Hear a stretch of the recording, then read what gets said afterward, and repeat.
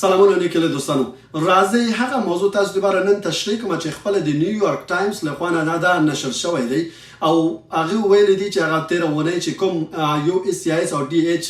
اس اعلامیه خبره کړو چې هغه خلک چې ګرین کارت اپلای کوي هغه باید خپل هیواد ته ستانه شي باید دریم هیواد ته لاړ شي یا خپل هیواد ته ستانه شي هغه په اړه دی وضاحت ورکړی دی راځي دغه موضوع تر اخره پورې دا ویډیو وګورئ تاسو به پوه شئ چې تاسو نه تشویش وکوي د تشویش وړ خبره نه ده دغه زما ویډیو تر اخره پورې وګورئ د نیویارک ټایم د خوانه غو نشر کړی دی او تر اخره پورې دا ویډیو وګورئ دا اما په هاوی ویډیو ده دا رسمي کوم دغه نه دی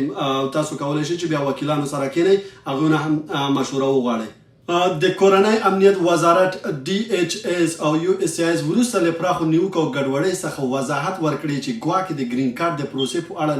نوې پالیسي نه ده رامنځته شوې خو لا هم ډېر مهم سوالونه یې بې ځوابه پاتې دي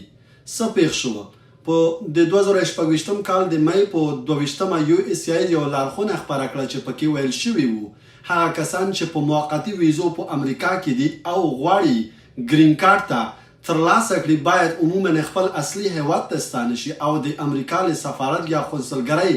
څخه غوښتنه وکړي مګر په استثنایي شرایطو کې دا اعلان د هغو سلګونو زرو کسانو لپاره اندېښنه پیدا کړه چې مخکې د امریکا دننه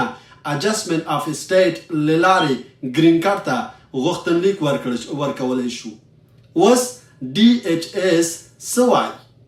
د جمعې په ورځ چارواکو وویل چې دا قانون د پلي کولو په اړه وضاحت دی نه دا چې بشپړ نوی قانون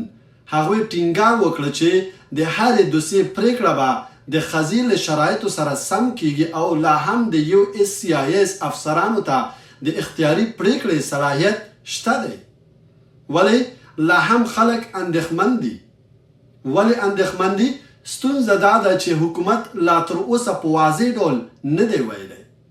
کوم کسان به حتمی له امریکا ووځي آیا د امریکایي اتباعو میړه یا میرمنې اغیزمنیږي آیا د ایچ بی 1 او نورو کاري ویزو لرونکي به مستثنا وي د هغو کسانو برخلیک څه کیږي چې دوسیې مخکې ثبت شوی دی استثنایي شرایط په دقیق ډول څه معنا لري د افغانانو لپاره دغه پروسه څه معنا لري دغه کوم اعلامیه چې نشر شوی دا څه معنا لري تر اوسه داسې رسمي اعلان نه دی شوی چې افغان ځانګړی معافیت یا ځانګړی محدودیت ولري که یو افغان د کورنۍ کار پناهندګي یا بل کټګوري له لارې ګرین کارت ته اپلای یا تعقیبوي د هغې د قضیې اغیز به د دوسیې ډول او شخصي شرایطو پورې تړلی وي د دې پالیسۍ عملي تطبیق لا هم روښانه نه دی لنډه نتیجه یې څه شی دی راځئ درته تشریح کوم چې ډي ایچ اس د خپلې تیرې اونۍ اعلامیې له سخت تعبیر څخه یو څه شاتګ کړی او وایي چې لوی بدلون نه دی راغلی خو تر اوسه یې دومره وضاحت نه دی ورکړی چې خلک پوه شي څوک به اغیزمن شي او څوک نه له همدې امله د مهاجرت وکیلان او کډوالو مدافع ډلې له هم د وضاحت غوښتنه کوي د یو سل دیش کورنۍ دوسیه یا پټیشن فار الاین ریلیټیو دا هغه فرمه ده چې د امریکا تبع یا ګرین کارت لرونکی د خپل خپلوانو لپاره ثبتوي یوازې د کورنۍ یو سل دیش اړیکه ثابتوي په خپله ګرین کارت نه ورکوي تر اوسه داسې اعلان نشته چې یو سل دیش به بند شي خو که د ګرین کارت وروستی مرحله له امریکا بهر ترسره کول لازمي شي نو ځینې غوښتونکي به د قونسلګرۍ پروسې ته واستول شي دوم د آی 315 اجسټمنټ اف سټیټس دا اپلیکیشن چې دی هغه اپلیکیشن دی چې موږ او تاسو ګرین کارت ته اپلای کوو دا هغه مرحله ده چې یو کس په امریکا دننه له موقتي حالات څخه ګرین کارت ته اوړي همدا برخه د وروستیو بحثونو اصلي موضوع ده مخکې ډیری کسان کولی شول امریکا نه پرېږدي او دلته دننه ګرین کارت ترلاسه کړي که پالیسۍ په سخت ډول تطبیق شي ځینې کسان ممکن اړ شي چې خپل هیواد یا بل سفارت ته لاړ شي وروسته وویل شو چې ډي ایچ اس دا د ټولو لپاره اتوماتیک شرط نه دی خو لا هم وضاحت کم دی یعنې تر اوسه پورې دغه کوم رسمي نه دی عملي شوی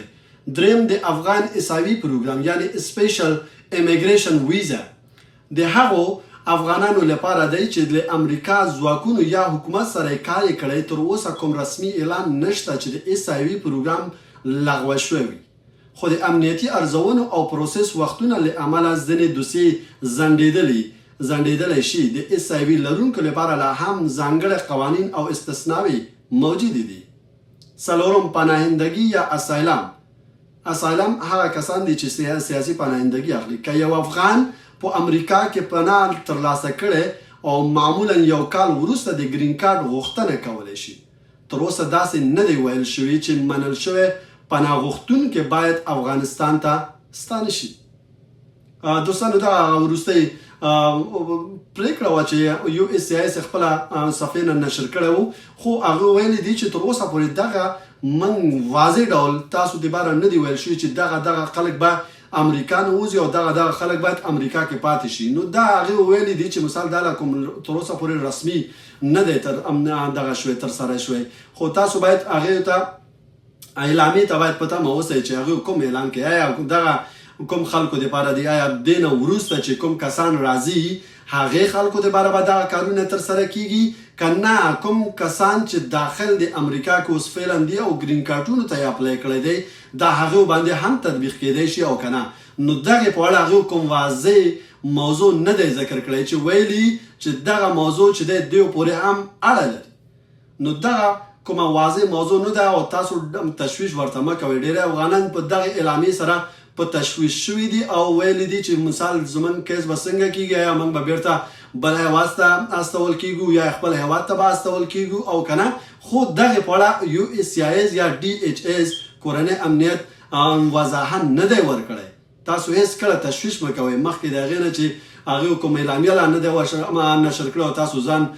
دغه کې په تشویش کې واچوئ نو دغه غلطه خبره ده. تاسو منتظر شئ د هغې تصمیم ته چې هغې کوم تصمیم نیسي. دا وروستی پرېکړه نه د هغوی یو اعلامیه نشر کړی چې هغې نه د وروستی فشار له امله هغوی بیرته ویلي دي چې مثال تر اوسه پورې موږ کوم ځانګړی دغه نه دی نیولی هغه یو اعلامیه و بس خلاص. بیا هم مننه ژوندي اوسئ. دغه واستوئ هغه کسانو ته چې هغه کیسونه لري او کیس لا پروسس کې دي دغه ویډیو زما واستوئ هغوی ته چې هغوی دغه موضوع باندې پوه شي. بیا هم مننه ژوندي اوسئ. په خدای مو سپارم. السلام علیکم.